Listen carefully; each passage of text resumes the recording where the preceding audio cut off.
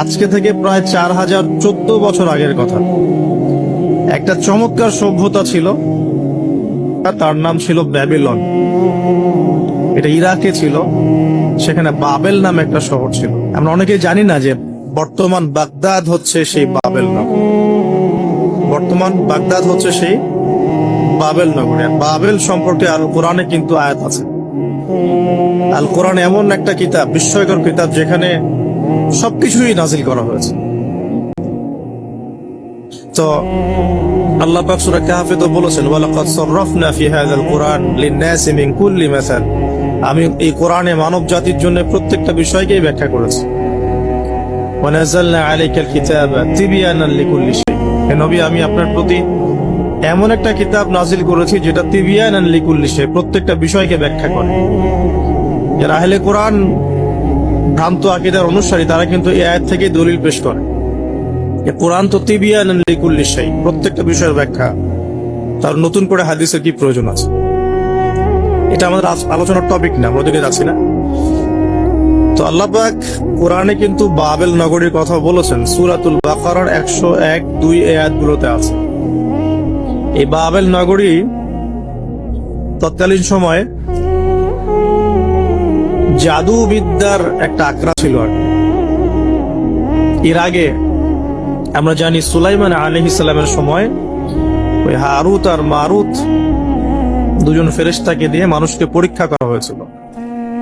এই ঘটনাটা সূরা বাকারার 101-2 আয়াতগুলোর মধ্যে আছে, দেখে নিয়েন। আমি রেফারেন্স গুলো বলে দিলাম। এখানে এই বাবেল নগরীর কথাটা আছে, ঠিক আছে? তো এই নগরীতে প্রায় 4014 বছর আগে একটা ফুটফুটে সুন্দর শিশু জন্ম নেয়। দেখতে খুবই সুন্দর, অমায়িক, দেখলেই মানে মন কেড়ে নেয়ার মতো সুন্দর। এমন কিছু বাচ্চা থাকে কিন্তু দেখলে আদর করতে ইচ্ছা করে, মন কেড়ে নেয়ার মতো, ইউনিক, সবার চেয়ে আলাদা। এবং জন্ম নিয়েছে সে এমন একটা পরিবারে, যেই পরিবার তৎকালীন সময়কার যে জালেম শাসক নমরুদ, তার প্রধান পুরোহিত, তার নাম আজার। তৎকালীন বাবেলের শাসনকর্তার নাম হচ্ছে নমরুদ এবং তার প্রধান পুরোহিতের নাম আজার। তার ঘরেই জন্ম নিয়েছেন এই তাওহীদের শেকর ইব্রাহিম আলাইহিস সালাম। আল্লাহ পাকের কি মানে, আল্লাহ পাক কি না করতে পারেন। যেখানেই আবু জেহেল, সেখানেই মুহাম্মদ সাল্লাল্লাহু আলাইহি ওয়াসাল্লামের জন্ম হয়। যেখানেই নমরুদ, সেখানে ইব্রাহিমের মতো মানুষ আসেন। যেখানেই ফেরাউন, সেখানে আবার মূসা আসেন। মূসাকে আল্লাহ রাব্বুল আলামিন ফেরাউনের ঘরেই মানুষ করলেন। ইব্রাহিম আলাইহিস সালামকে আল্লাহ পাক আজারের ঘরেই মানুষ করলেন। আজকে আমরা দেখি এরকম সিটি অফ আখিরুজ জামানে কিছু কিছু দিনী বোন চেহারা না দেখানোর জন্য আন্দোলন করছে। চিন্তা করতে পারেন, যেখানে যত বেশি জাহেলিয়াত, সেখানে তত পাক্কা মুসল্লি জন্ম নিবে, মুমিন জন্ম নিবে ইনশাআল্লাহ। যেখানে যত বেশি জাহেলিয়াত, সেখানে তত শক্তিশালী মুমিনদের জন্ম হবে ইনশাআল্লাহ। তো এখন তৎকালীন নমরুদ যে সভ্যতার অধিবাসী ছিল, এই সভ্যতাটাকে আমরা বলি কালাডীয় সভ্যতা। এটাকে কালাদীয় সভ্যতা বলা হয়। এটা মূলত জাদুর জন্য একটু বিখ্যাত ছিল, যেটা রেফারেন্স আমি দিলাম সুলাইমান আলাইহিস সালামের যুগ থেকে। এখানে আজারের ঘরে জন্ম নিয়েছেন আমাদের নবীগণের পিতা, মুসলিম জাতির পিতা ইব্রাহিম আলাইহিস সালাম। সুবহানাল্লাহ। বলা বাহুল্য যে নমরুদ কিন্তু 400 বছর বেঁচে ছিল এবং 400 বছর হায়াত পাওয়ার পরে সে মনে করছিল যে সে কখনো মারা যাবে না। এরপরেই সে নিজেকে খোদা দাবি করা শুরু করেছে। এই বাচ্চা ছেলেটা বড় হতে লাগলো। যারা সমাজকে পরিবর্তন করে, তারা কিন্তু সমাজের স্রোতে গা ভাসায় না। নবী সাল্লাল্লাহু আলাইহি ওয়াসাল্লামের জন্মটা একটু মিলাই এটার সাথে। আমাদের নবীও ঠিক এরকমই একটা সমাজে জন্ম নিয়েছেন। ইব্রাহিম আলাইহিস সালাম যেমন জন্ম নিয়েছেন শিরকে ভরা সমাজে, চতুর্দিকে মূর্তি পূজা হচ্ছে, ইভেন তার বাসায় তার বাবা হচ্ছে মূর্তি পূজারীদের সর্দার, তার ঘরে তিনি জন্ম নিয়েছেন। ঠিক তেমনি রাসূল সাল্লাল্লাহু আলাইহি ওয়াসাল্লাম যে মক্কায় জন্ম নিয়েছেন, সেই মক্কা ছিল শিরকের আখড়া। সেখানে লাত, উজ্জা, হুবল, মান্নাতের পূজা হতো, সুদ ছিল, জিনা ছিল, ব্যভিচার ছিল, মাদক ছিল, গোত্রীয় হানাহানি ছিল, নারীর অবমাননা ছিল। এরকম আইয়ামে জাহিলিয়াতেও নবী সাল্লাল্লাহু আলাইহি ওয়াসাল্লাম জন্ম নিয়েছেন। নবী সাল্লাল্লাহু আলাইহি ওয়াসাল্লাম, ইব্রাহিম আলাইহিস সালাম, দুজনের চেহারাও একরকম ছিল।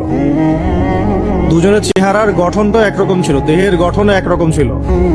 মেরাজের রাতে নবী সাল্লাল্লাহু আলাইহি ওয়াসাল্লাম দেখে এসেছিলেন ইনি কে, যাকে দেখতে হুবহু আমার মতো লাগছে। জিবরাইল আলাইহিস সালাম বলেছেন ইনি আপনার পিতা ইব্রাহিম আলাইহিস সালাম। সুবহানাল্লাহ। ঠিক তেমনি আমরা খেয়াল করে দেখি যে জীবনের যে চড়াই উতরাই, পারিবারিক জীবন, সামাজিক জীবন, হিজরতের জীবন, দিন প্রতিষ্ঠা ইত্যাদি, প্রত্যেকটা ডিপার্টমেন্টেও ইব্রাহিম আলাইহিস সালাম আর মুহাম্মদ সাল্লাল্লাহু আলাইহি ওয়াসাল্লামের মধ্যে একটা চরম মিল আছে। এটা আমরা আস্তে আস্তে এই গল্পের ভিতরে গেলে বুঝতে পারবো। আর এই কারণেই হয়তোবা আল্লাহ ভালো জানেন, এই কারণেই হয়তোবা আমরা যখন তাশাহুদের পর দরুদ পড়ি, আমরা দরুদের মধ্যে অন্য নবীর নাম নিচ্ছি না, আমরা মুহাম্মদ সাল্লাল্লাহু আলাইহি ওয়াসাল্লামের সাথে ইব্রাহিম আলাইহিস সালামের নাম নিচ্ছি। হতে পারে এটা একটা কারণ, আল্লাহ ভালো জানেন। এখন এরকম পরিবেশে বড় হতে লাগলেন ইব্রাহিম আলাইহিস সালাম। আমি একটু আগে বলেছি, যারা সমাজকে পরিবর্তন করে তারা কখনো সমাজের জাহিলিয়াতের স্রোতে গা ভাসায় না। মুহাম্মদ সাল্লাল্লাহু আলাইহি ওয়াসাল্লাম সমাজ পরিবর্তন করেছেন আইয়ামে জাহিলিয়াতকে মাত্র 23 বছরের ব্যবধানে, কিন্তু তিনি কিন্তু জাহিলিয়াতের সাথে গা ভাসান নাই। তিনি কখনো সুদ খান, তিনি কখনো মূর্তি পূজা করেন নাই, তিনি কখনো কোনো অন্যায় গুনাহ করেন নাই, তিনি কখনো মাদক দ্রব্যের কাছেও যান নাই, কিন্তু সমাজটা ছিল এগুলোতে নিমজ্জিত। ঠিক ইব্রাহিম আলাইহিস সালামের ক্ষেত্রেও সেম। তিনি একজন প্রধান পুরোহিতের ঘরে জন্ম নিয়েও কখনো মূর্তির ধার কাছে যান নাই।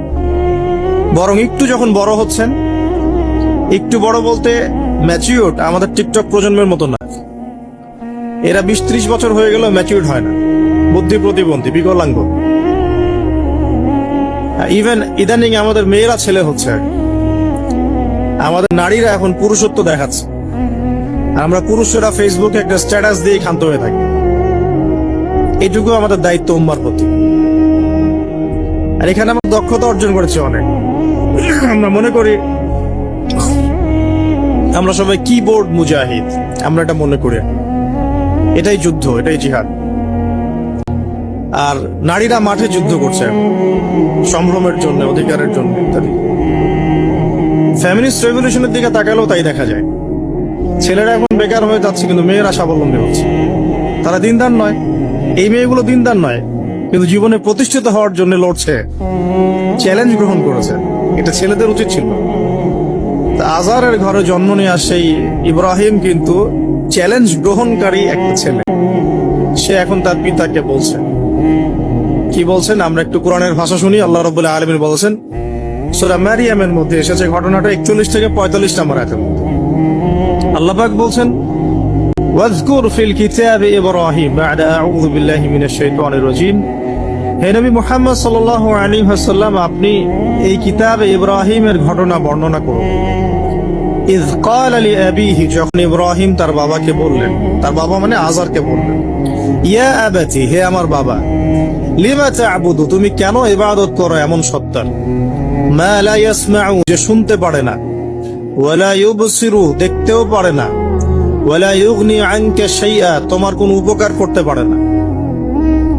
একটা ছেলে যার বয়স হবে 15 থেকে 20, হয়তো বা হাইয়েস্ট, তার কাছে কি এমন জ্ঞান আসলো যে সে তার বাবাকে এখন চ্যালেঞ্জ করছে? তার জ্ঞানতাত্ত্বিক যুদ্ধ শুরু হল, আদর্শিক যুদ্ধ শুরু হল বাবার সাথে।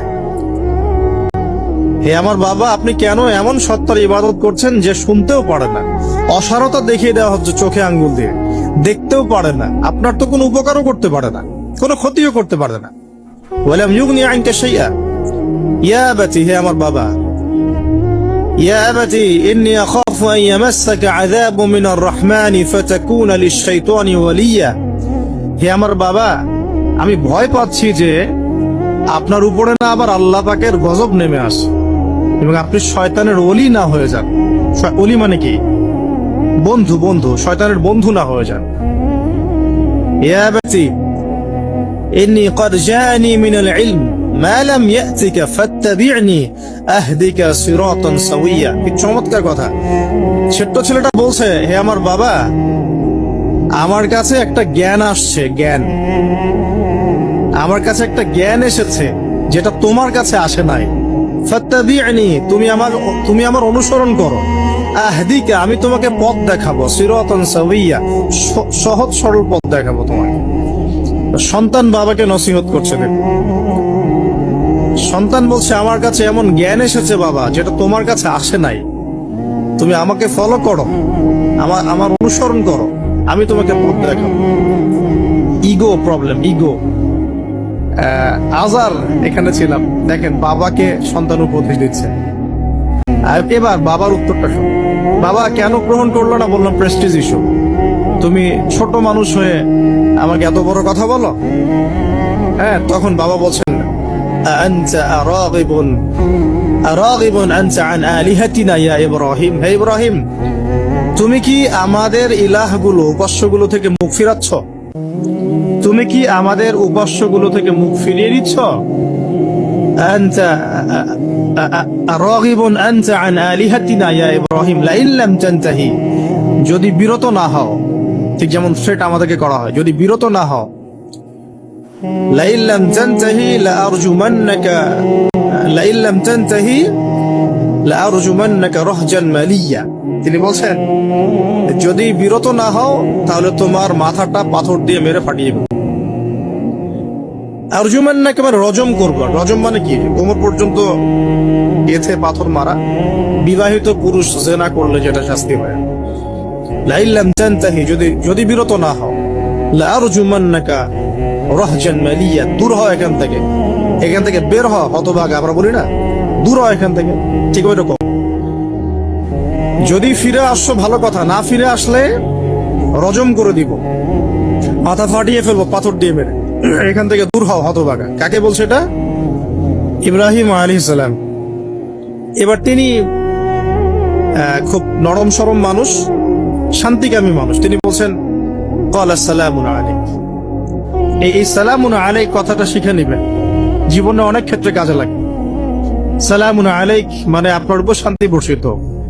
যখনই আপনি পলিউশন অ্যাভয়েড করতে চাবেন, সালাম দিয়ে চলে আসতে হবে। সেটা পরিবারেও, সমাজেও, দিন প্রতিষ্ঠার ক্ষেত্রে। কেউ আপনাকে সমালোচনা করছে, গালিগালাজ করছে, গীবত তহমত করছে, আপনাকে নিয়ে এপিসোড বানাচ্ছে, মানে আপনি কি করবেন? প্রত্যেকটা কাউন্টার দিতে থাকবেন? তাহলে আপনার গোল নষ্ট হয়ে যাবে, আপনার গোল থেকে আপনি বিচ্যুত হয়ে যাবেন। এগুলো নিয়ে আপনাকে ব্যস্ত থাকতে হবে। তখন এগুলো নিয়ে উম্মাহ ব্যস্ত আছে বলেই এখন পর্যন্ত গোল অ্যাচিভ হয় নাই। আমরা এগুলো নিয়ে ব্যস্ত আছি বলেই এখনো গোল অ্যাচিভ হয় নাই। তো এই কারণে ইব্রাহিম আলাইহিস সালামের সুন্নাহ হচ্ছে সালামুন আলাইক, তোমাদের উপর শান্তি বর্ষিত হোক।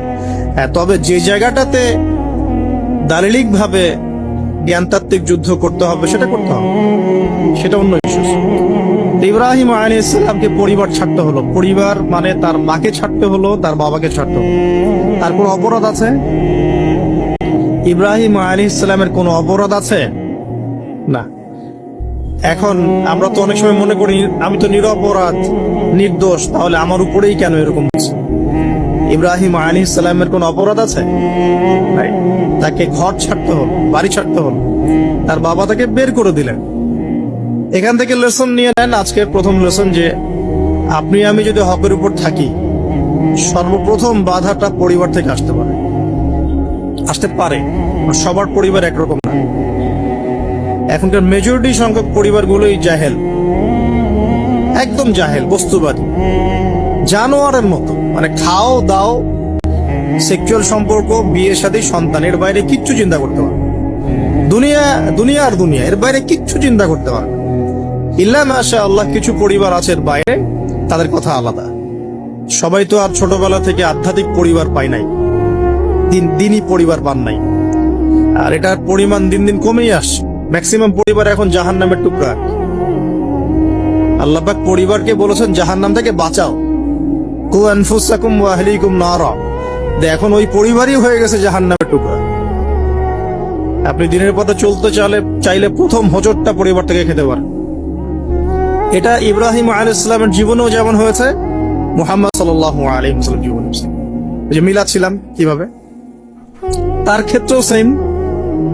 চাচারা শত্রু না, চাচারা শত্রু, আশপাশের মানুষ শত্রু। চাচা এসে বাড়ির সামনে খড়কুটা ফেলে দিয়ে যায়, চাচি এসে ময়লা আবর্জনা ফেলে দিয়ে যায়, কেউ গালি দেয়, কত সমস্যা। যখন নিজের মানুষরা আপনার এগেনস্টে চলে যায় তখন মনটা ভেঙে যাবে স্বাভাবিক।